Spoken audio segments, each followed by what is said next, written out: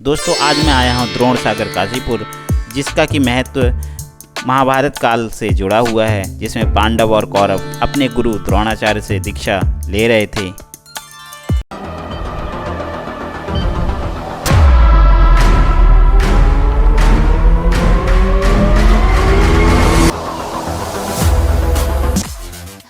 और इसका संबंध है महाभारत काल से, जब कौरव और पांडव अपने गुरु द्रोणाचार्य से शिक्षा दीक्षा ले रहे थे।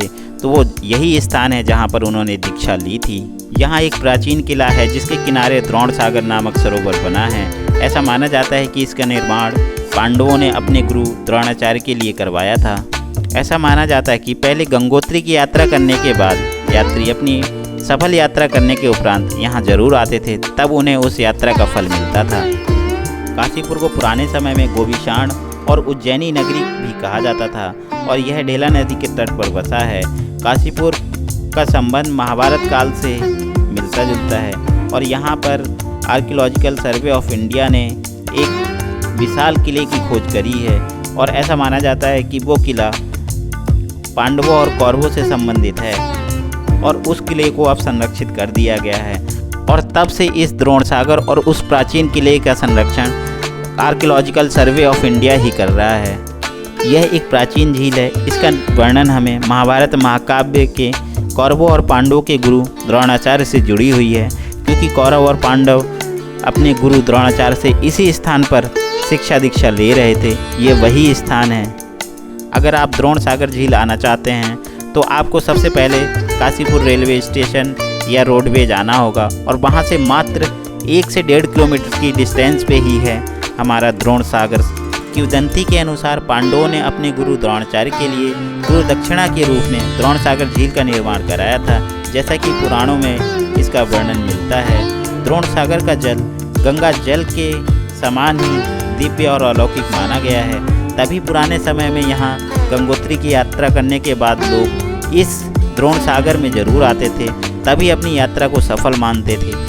प्राचीन काल में यह तालाब कमल के फूलों से लहलाता और विभिन्न मंदिरों से घिरा हुआ करता था, लेकिन वर्तमान में अगर आप यहाँ आएंगे तो देखेंगे 3 से 4 ही मंदिर आपको यहाँ इसके चारों तरफ नजर आएंगे।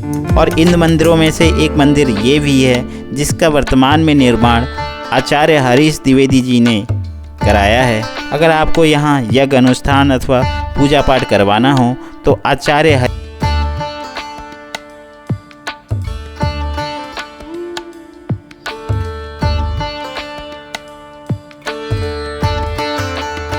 और इस मंदिर के समीप ही मौजूद है एक प्यारा सा गार्डन, जिस पर बैठकर आप शांत वातावरण और मनोरम दृश्य का आनंद ले सकते हैं। और इसी के समीप है एक बट वृक्ष जो कि काफ़ी पुराना है। इसकी लताओं को देखकर ही आप इसकी उम्र का अंदाज़ा लगा सकते हैं।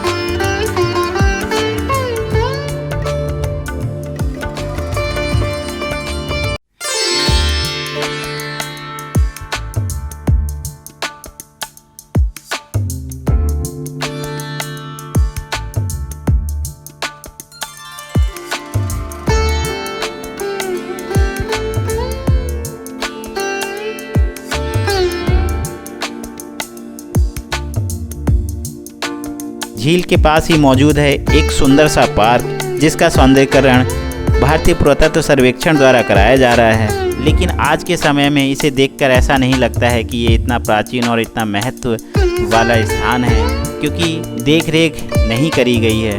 और इस time archaeological survey of India इसकी देख रेख, इसका सौंदर्यीकरण का कार्य कर रही है।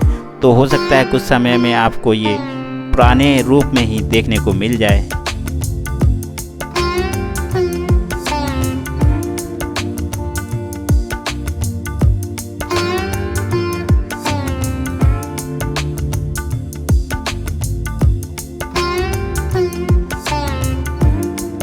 झील के तट पर ही मौजूद है कोटेश्वर महादेव। ओम नमः शिवाय, ओम नमः शिवाय, ओम नमः शिवाय। और बिल्कुल यहीं पर बनाया गया है यात्रियों को विश्राम करने के लिए एक शेड।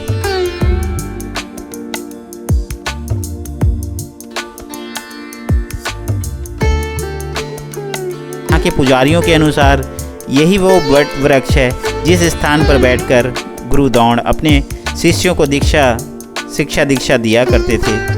अब मैं आया हूँ नीलकंठ महादेव मंदिर, जो कि द्रोण सागर से बिल्कुल पास में ही स्थित है। और इसी मंदिर के सामने एक बट वृक्ष है।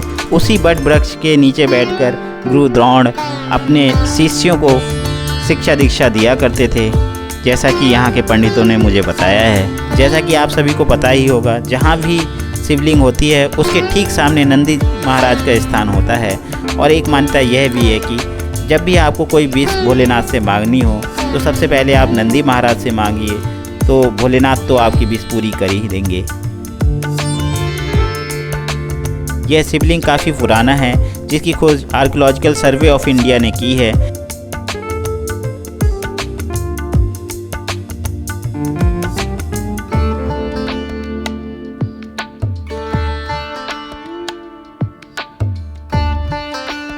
द्रोण सागर के समीप ही काफ़ी पुराने मंदिरों के अवशेष मिले हैं और तभी से इस झील के आसपास का area archaeological survey of India अपनी देखरेख में ही करवाता है। और यहाँ का सौंदर्यीकरण का कार्य भी आर्कियोलॉजिकल सर्वे ऑफ इंडिया द्वारा ही कराया जा रहा है।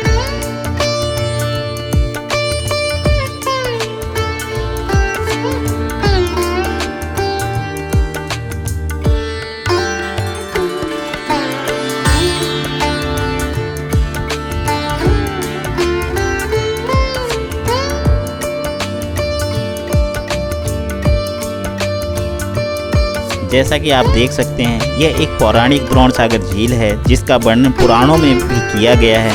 वर्तमान में इस झील की स्थिति देखकर आपको ऐसा एहसास ही नहीं होगा कि ये एक द्रोण सागर झील है, जिसका महत्व महाभारत महाकाव्य में किया गया है, जिसको कि पांडवों ने दक्षिणा के रूप में गुरु द्रोण जी को उपहार में दिया था।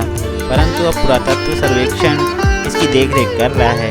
इस झील का सौंदर्यीकरण कराया जा रहा है, जो कि आर्कियोलॉजिकल सर्वे ऑफ इंडिया ही करवा रही है। अगर आप इस चैनल पर नए हैं और ऐसे ही ट्रैवल ब्लॉग देखना चाहते हैं तो आप इस चैनल को सब्सक्राइब कर सकते हैं और अपने दोस्तों को भी शेयर कर सकते हैं।